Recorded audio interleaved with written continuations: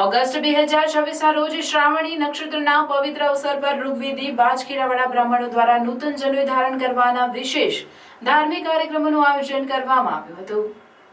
August 2026 રોજ શ્રાવણી નક્ષત્રના પવિત્ર અવસર પર ઋગ્વેદી બાજખેડાવાળા બ્રાહ્મણો દ્વારા નૂતન જનોઈ ધારણ કરવાના વિશેષ ધાર્મિક કાર્યક્રમોનું આયોજન કરવામાં આવ્યું હતું. શહેરની જ્ઞાતિની વાડીઓમાં મોટી સંખ્યામાં એકત્ર થયેલા બાજખેડાવાળા ભૂદેવોએ હેમાદ્રી મંત્રોના ગુંજતા ઉચ્ચારોને હર હર મહાદેવના નારાઓ સાથે પરંપરાગત રીતે યજ્ઞોપવિત બદલ્યા હતા.